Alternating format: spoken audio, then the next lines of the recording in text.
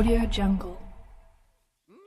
Film dilanjutkan, Natsume dan Nyanko pergi jalan-jalan. Di tengah perjalanan mereka berpisah karena Nyanko ngejar-ngejar belalang. Pas Natsume kejar, dia hampir terjatuh. Untungnya ada orang yang ngebantuin, namanya Natori. Dia lagi syuting dan orang itu sangat terkenal.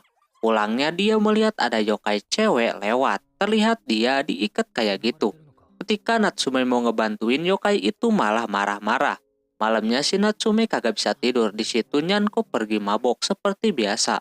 Terus dia mendengar suara aneh. Pas dia intip, di situ terdapat kertas terbang mengejar-ngejar si Natsume keluar. Sampai dia harus ketangkap juga, tapi untungnya dia masih bisa melepaskannya. Di depan dia tidak disadari ada Natori. Dia mengetahui kalau Natsume bisa melihat yokai. Natori pun bisa melihat itu. Dia sengaja menguji si Natsume dengan mengirim yokai tadi.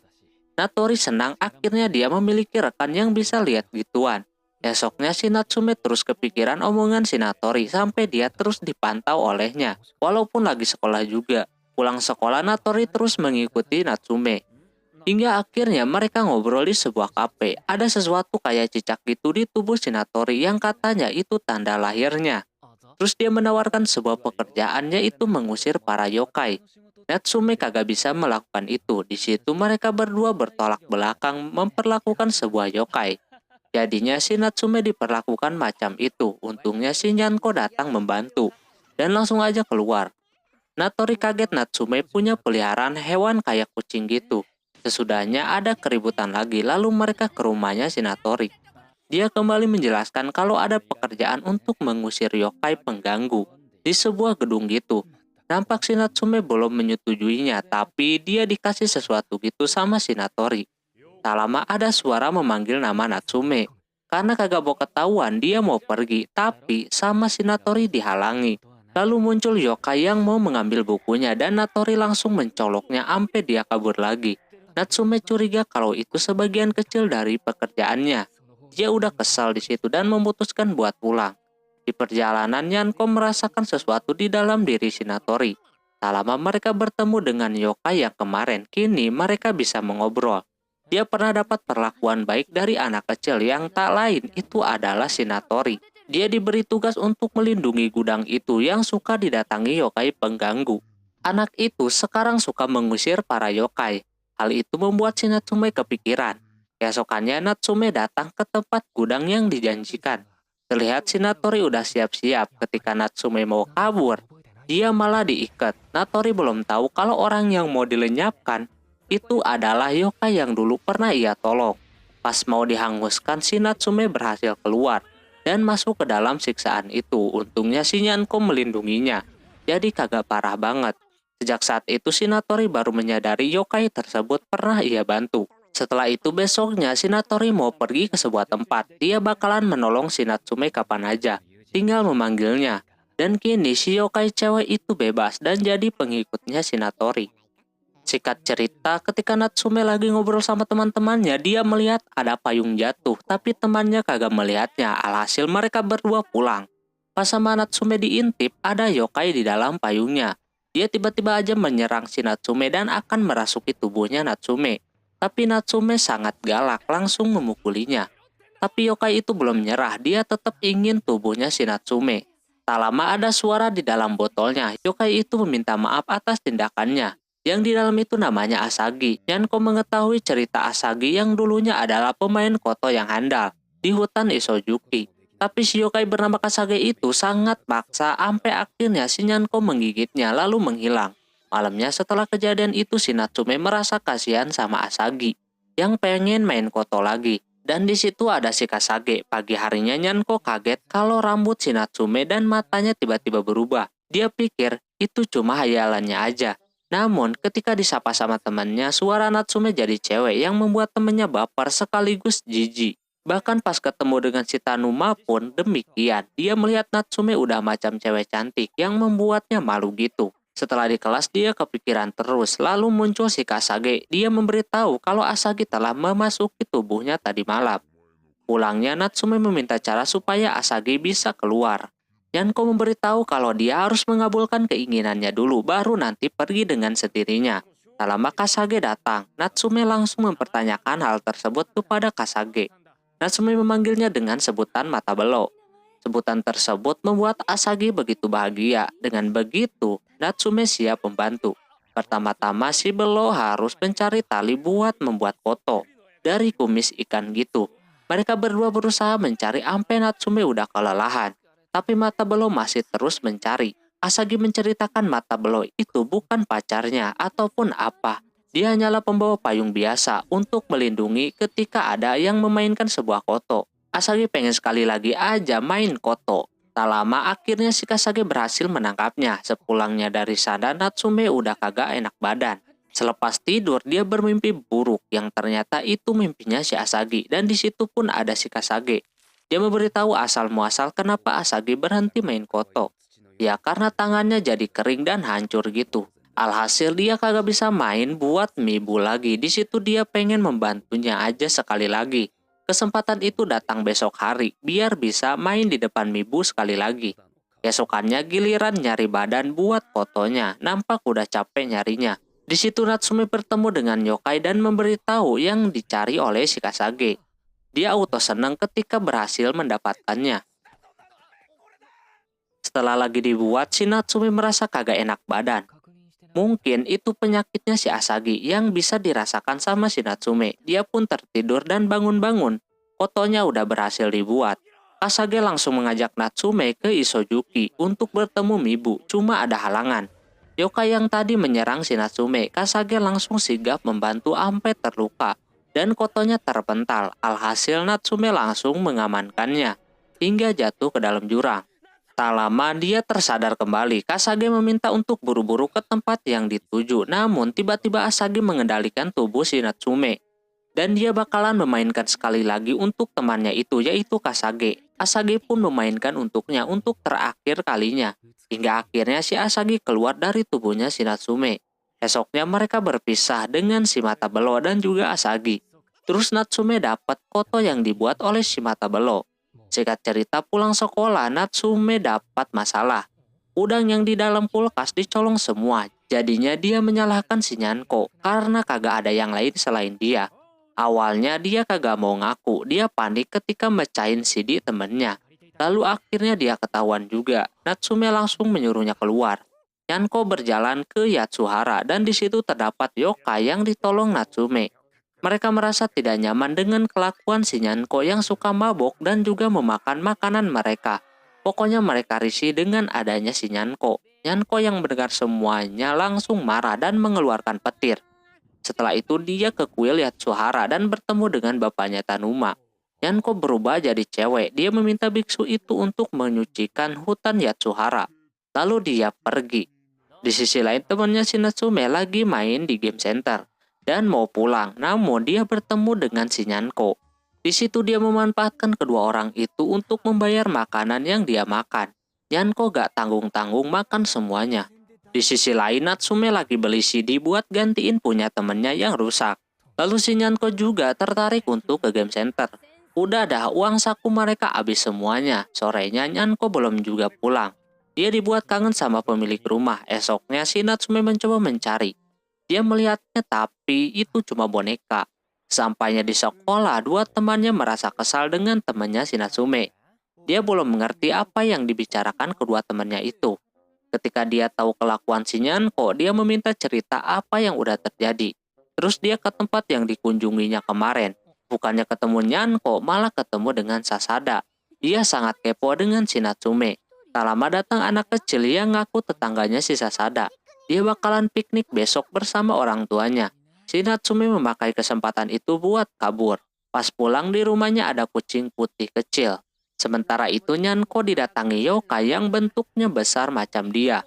Dia tahu masalah yang sedang Nyanko hadapi. Dia akan menggunakan kesempatan itu untuk mengambil buku persahabatan milik Natsume. Cuma di situ dia kagak terima dan terjadi duel di sana. Sesudah duel dia memutuskan buat kembali ke si Natsume. Cuma dianya lagi memberi makan kepada kucing kecil itu. Yang membuat Nyanko cemburu. Ternyata itu cuma kucing titipan. Alhasil si Nyanko merasa depresi lagi. Mabuk-mabukan di Yatsuhara. Paginya dia merasa kurang baik. Dia kelaparan habis mabuk semalam. Terus dia melihat burung-burung dan mau menangkapnya, tapi dia malah masuk ke jurang. Dan di situ ada bocil kemarin yang lagi piknik sendirian. Karena orang tuanya menolak ikut, dia berusaha buat kabur, tapi bocil itu tahu kalau Nyanko kelaparan, lalu memberikannya makan. Di sisi lain, si Natsume sangat merindukan si Nyanko. Tak lama turun hujan, bocil itu ketakutan dan panik kagak bisa pulang. Tapi lama-kelamaan bocil itu tertidur. Nyanko merasakan kepedulian manusia yang enggak kuat tapi suka bantu. Di sisi lain juga, Natsume mencari keberadaan si Nyanko. Nyanko membawa bocil itu terbang dan serasa bocil itu macam mimpi. Bocil itu dibawa ke pos polisi gitu dan terdengar si Natsume yang lagi mencarinya. Dia langsung menghampiri. Jika cerita pulang sekolah, temannya Natsume mau mengadakan piknik ke Futaba. Mereka berencana buat bawa makanan masing-masing. Terus mereka pulang dengan jalan yang beda arah. Di situ Natsume masuk ke sebuah hutan yang sangat sepi. Dan dia mendengar suara yokai. Pas dia lihat ternyata ada yokai memakan yokai. Natsume ketakutan, dia langsung dibelit tangannya, tapi dia berhasil kabur. Sesampainya di rumah terlihat ada tanda di lengannya si Natsume. Pas dipegang Nyanko, dia kesetrum dan membuat dia jadi kecil. Itu adalah kutukan. Nyanko menyuruh si Natsume untuk meminta bantuan yang ada di buku persahabatan itu. Karena Nyanko gak bisa bantu. Alhasil dia lakukan dengan syarat buku kaca sama darah. Nyanko menyuruh untuk memanggil Misuju. Akhirnya dia mencobanya dan berhasil. Dia mencoba menjelaskan apa yang udah terjadi. Cuma dia juga kagak bisa bantu. Dia akan menyerahkan ke temannya bernama Hinoe. Tak lama dianya datang dan langsung memeluk si Natsume. Dia belum sadar kalau itu bukan si Reiko. Pas udah dikasih tahu dia nampak jijik. Secara dia gak suka sama cowok. Dia sedih ketika dikasih tahu kalau Reiko udah meninggal.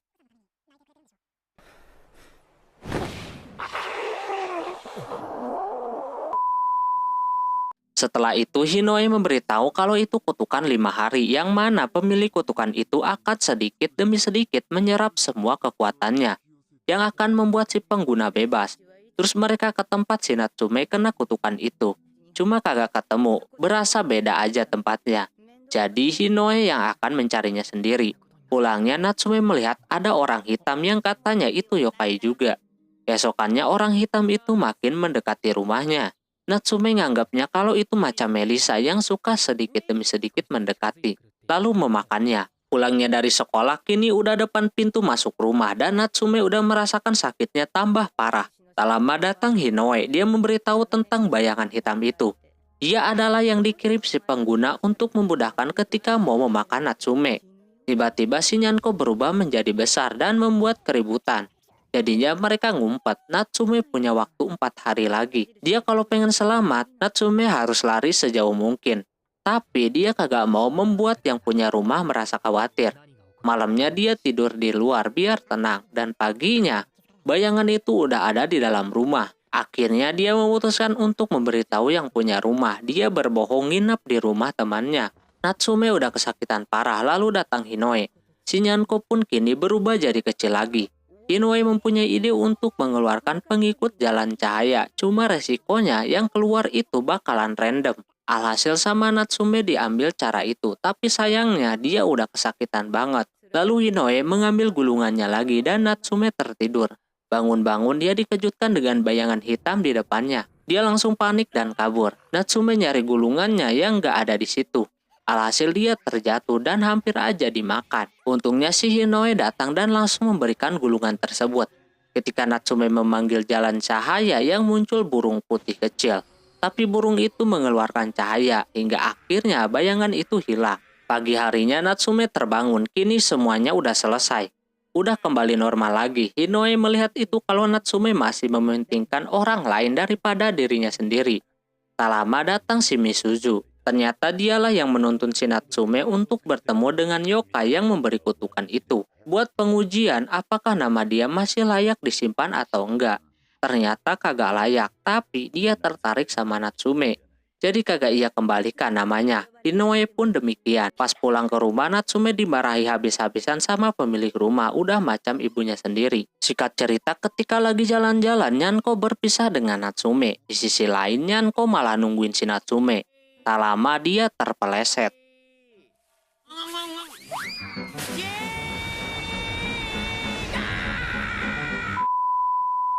dan menabrak Tanuma di sana. Dia kaget kalau ada kucing bisa ngomong. Si Nyanko kelepasan, dia ngomong sembarangan. Jadi si Tanuma tahu kalau dia itu yokai.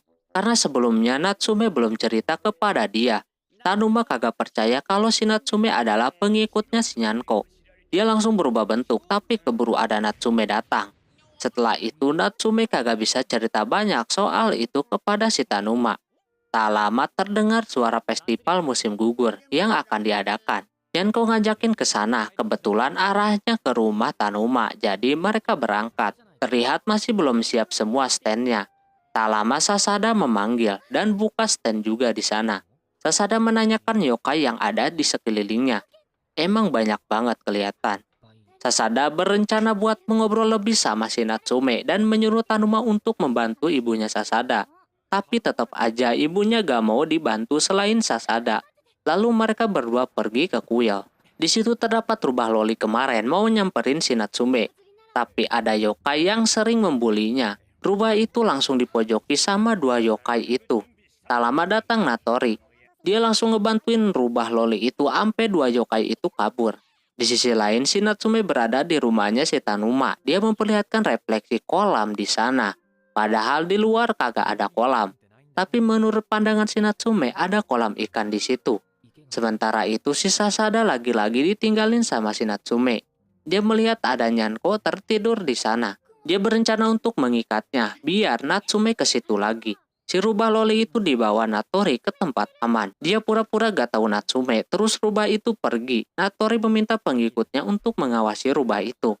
Sedangkan dianya ada kerjaan. Di sisi lain ada bocil yang menemukan kantong milik si rubah. Jadi dia kasihkan kepada si Sasada. Sebelum dia pergi, dia melihat kucing yang pernah bersama dia. Jadi dia lepasin tuh kucing dan dibawa diseret gitu. Sementara itu Natsume baru aja datang ke tempat Sasada lagi. Dan tidak ada Nyanko di situ. Di sisi lain si rubah mencari kantongnya dibantu sama pengikutnya si Natori. Terus Natsume bertemu dengan temannya yang lagi beli taiyaki. Entah kenapa makanannya itu tiba-tiba hilang yang ternyata sama Hinoe diambil. Akhirnya si rubah berhasil menemukannya. Dia langsung terobos tanpa berpikir dulu. Jadinya ketahuan Sasada. Untungnya si Natsume datang dan membawanya. Dan pengikutnya Natori pun langsung mengambilnya. Terus kantongnya itu dikasihkan ke si rubah. Lalu pengikutnya itu pergi. Si loli auto memakan obat yang ada di dalamnya supaya jadi terlihat manusia. Setelah itu mereka jalan-jalan, beda lagi sama Nyanko yang baru bebas dari si bocil tadi. Dia lihat ada makanan, namun ke standnya si Sasada. Emang sekarang bukan harinya si Nyanko. Di sisi lain Natsume ke dataran tinggi untuk melihat kembang api. Tanuma menanyakan kembali tentang refleksi kolam yang ada di rumahnya. Sebenarnya si Natsume melihatnya. Tak lama kembang apinya muncul, tapi Natsume kagak kelihatan. Di depannya ada yokai yang sangat besar. Alhasil mereka pindah dan kali ini kagak ada yang menghalangi. Tak lama datang si Nyanko yang susah payah pergi ke situ. Dan anime season satunya selesai.